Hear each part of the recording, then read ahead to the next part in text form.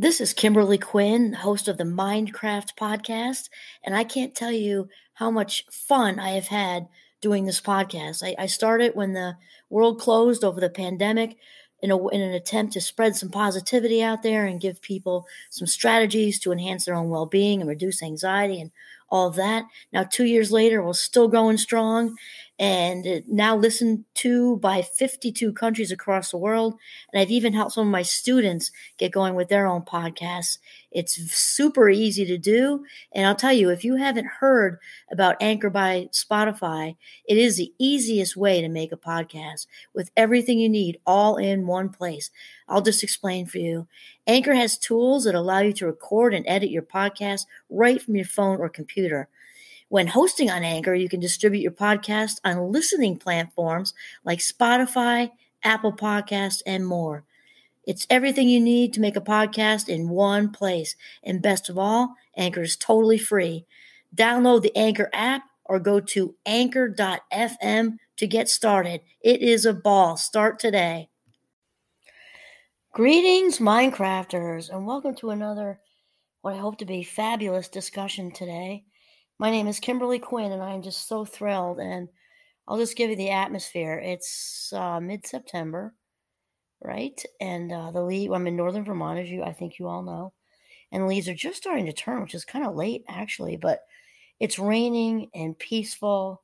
I'm just taking a short little break from everything else I'm doing, academic and for well-being and everything, to have a chat with you about allowing, we don't allow ourselves to be bored. I'm not sure when that ever happened. You think back in the 50s and forget the 50s. Well, the 50s, okay. I wasn't around for the 50s, but people, I think we pretty much know, obviously there's no technology. The TVs weren't even in every household, and even the households who were fortunate enough to have one, there were only a few stations, blah, blah, blah. And typically it was the mothers back then, right? Because it was a different times. Send everybody outside. So I was kind of using the 50s example, but I grew up in the 70s, basically. I'm a fabulous 57, early 80s, 70s, early 80s. So I was a little kid in the 70s. And it was the same, really. I mean, I'm sure we had a few more stations, but no computers. And in our neighborhood, you knew where the kids were all hanging out by where the bikes were laying on the lawn, right? And then eventually, and it was usually the mothers still, they'd call you in 6 o'clock or whatever for dinner, but we were out. And I don't know that we ever had a worry, because actually it is a worry these days about being bored. What if I can't find my people and ride bikes? What if I can't play all these make pretend games in the woods? We used to say play Indians. I can't say that anymore. We used to play that all the time in the woods. And again, that's in the quotes of the times, not currently. Because that wouldn't be politically correct, so I wouldn't use it. I'm just being descriptive. And we just did so many cool things. And we sort of naturally were just creative. And you hear nowadays, not just with kids, oh, no, we don't want to be bored, or we can't let them be bored. I hear adults talking, grown-ups are talking about, we don't want them to be bored. We don't want students to be bored. Why not? Why don't we want to allow ourselves to be bored? And it's just so crazy. So my inspiration for today is coming from Richard Carlson, and he's the author of the Don't Sweat the Small Stuff books. And there's a lot of them. So if you hear me kind of, using these sources, he's written, there's Don't Sweat the Small Stuff in a bunch of whole different editions. There's one with love, one with money. This one is, and it's all small stuff. So anyway, Richard's talking about being bored. I thought, wow, that just resonates with me, because I was just having a talk with my Minecraft students this week, which was similar. We didn't use the word bored, actually, but we talked about why it's important to have, let ourselves have idle thoughts. So they're looking at me a little perplexed, because we thought this was all about mindfulness and being in the moment. Well, it is. We're talking about consciously choosing to take some time to let our mind idle, not being on autopilot, which is different. Autopilot is the biggest thief of life minutes that there could possibly be. This is a conscious choice. And I gave the example of when I lay on my back like a 5-year-old and look at the clouds and make shapes. That's an example of idle thinking, right? And in fact, I could have sworn that the ocean was in my future, because I kept seeing humpback whales all over the place. But this is a thing where, and it just creativity just floods. So anyway, Richard starts out the talk for him with, he says, for many of us, our lives are so filled with stimuli, not to mention responsibilities, that it's almost impossible for us to sit still and do nothing, much less relax, even for a few minutes. A friend of mine said to me, people are no longer human beings. We should call them human doings. This idea of the human doings, it brings me back to when I wrote my first book, which was actually in the context of young mothers becoming human doings. And actually, I think I touched on it again at a different point, and I forget what, but it doesn't matter because whatever the context, our whole society is so fast paced, so media saturated. I'm not saying that technology is all bad, right? We can talk to people across the country and world, and for little, if any, money now, right? Because emailing is just free, and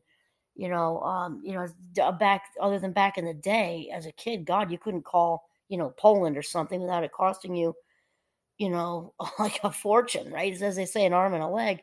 And now we can, reach people all over the place relatively easily. So there's definitely some positives, but there's definitely some not so positives. We just come out and say it negatives, right? Because our bandwidth is shorter.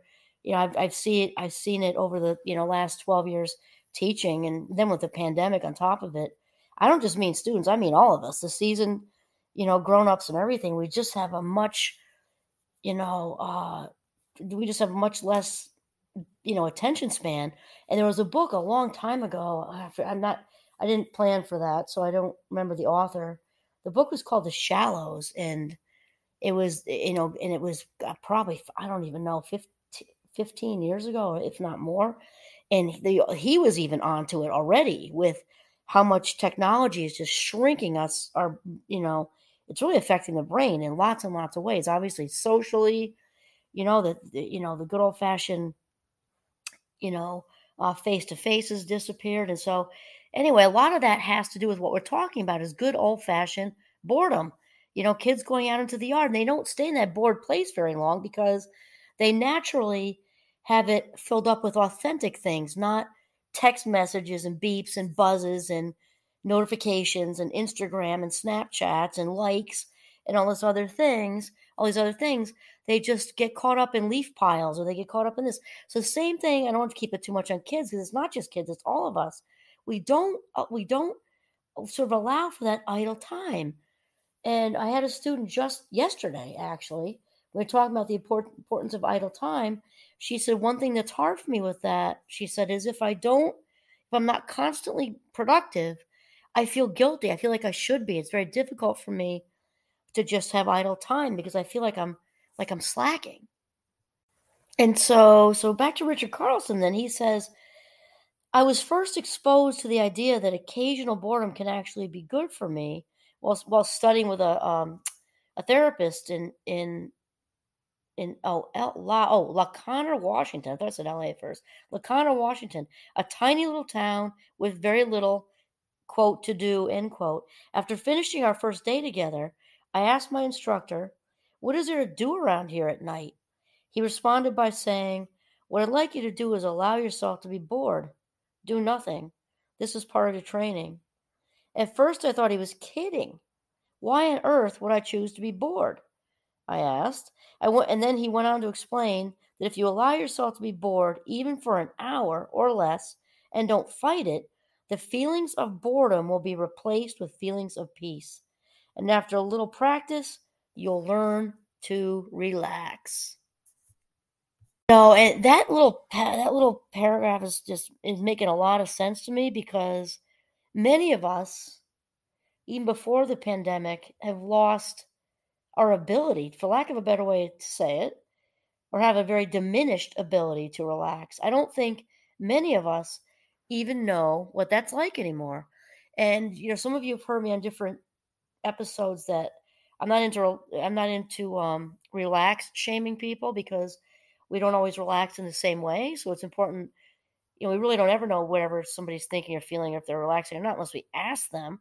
But we often assume if somebody's just go, go, go and doesn't want to sit on the couch, that they're not relaxing, which is not necessarily true if there's somebody who relaxes better in motion, such as I do. I relax better running, skiing, being out in nature, walking, hiking, that sort of thing. But if they're more like in motion as far as gerbil on crack, just filling up their day and their lives and just, that's not relaxing.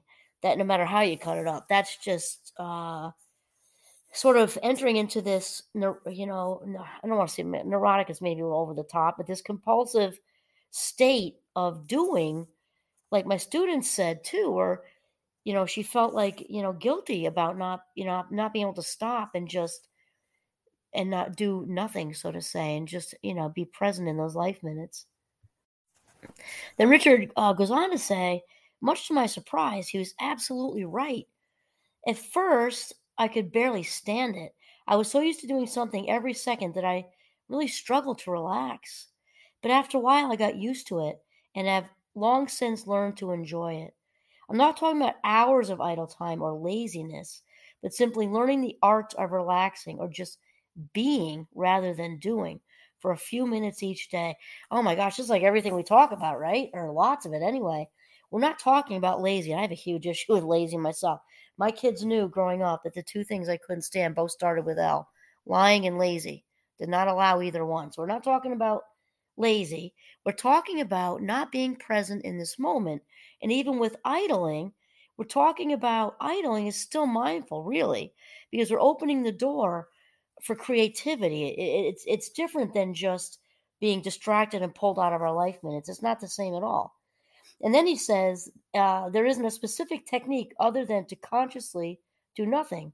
Just sit still, perhaps look out the window and notice your thoughts and feelings. At first, you may get a little anxious, but each day it will get a little easier. He says the payback is tremendous. Yeah, like it adds years to our lives. Absolutely, Richard, because he's talking about being mindful, basically. And then, so this is the part where he gets into what we've been talking about a lot, ever since I started the channel, with the very foundation of Minecraft being thoughts come first and feelings second, which also happens to be the foundation for cognitive behavioral therapy, right? We can know what's zipping through our heads by how we feel. And our feelings are a barometer of what's going on in the mind, right? So if we're feeling nervous, we're having nervous thinking, which is probably very repetitive. And since the brain loves that, it's like catnip for the mind.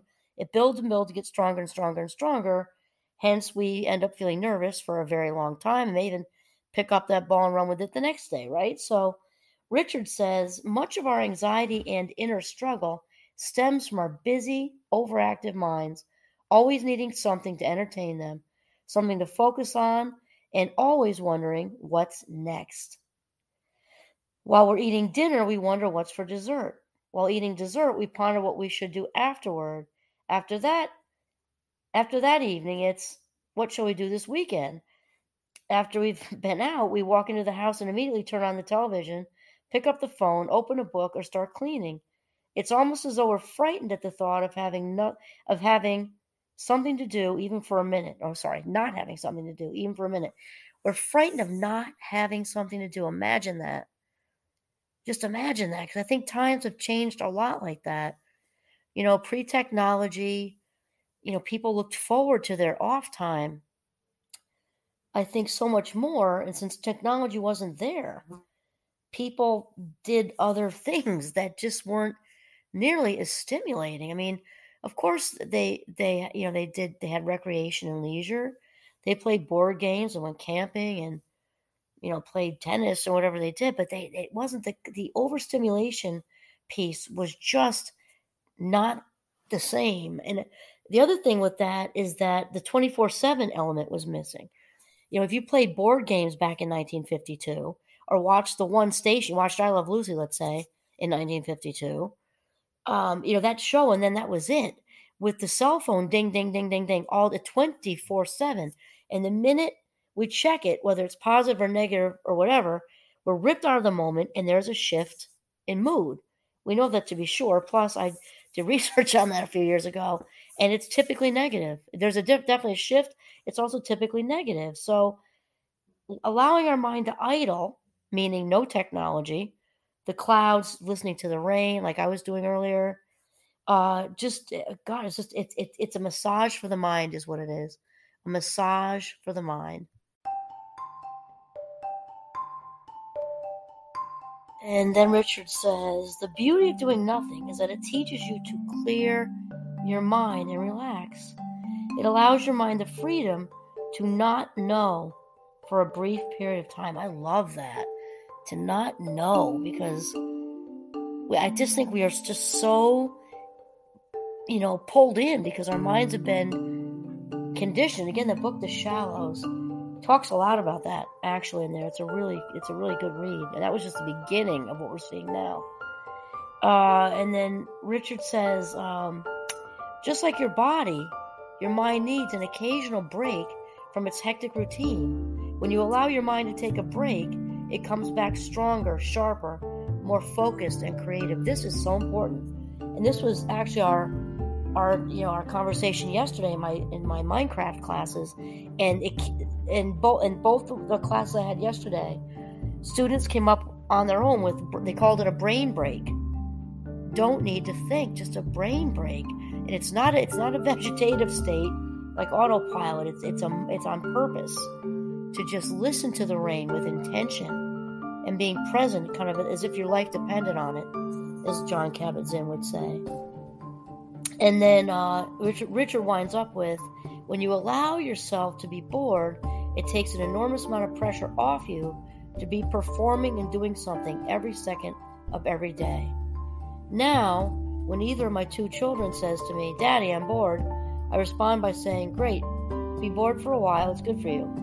Once I say this, they always give up on the idea of me solving their problem.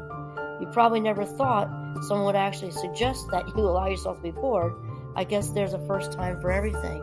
And again, I'm sort of holding what Richard is saying, or kind of framing that inside the whole concept of mindfulness, because that's really what he's talking about. He's not talking about autopilot. That's when our mind wanders and lands often in negative places and rehearsing old narratives and all that kind of thing. That's the exact opposite of what we're talking about here. Again, the clouds, the rain. I picture kids out in the leaves, grown-ups out in the weeds, to just really embrace that really simple sort of minimal thinking, because the thoughts are really rarely ever gone totally. That would be at the level of Zen monks, probably. That obviously the thoughts are still crossing over, but a much simpler, slowed down, imaginative, creative, purposeful, mindful state is what we're talking about. Excellent. Okay, this is Kimberly Quinn signing off from the beautiful Northern Vermont. Have a mindful, purposeful day.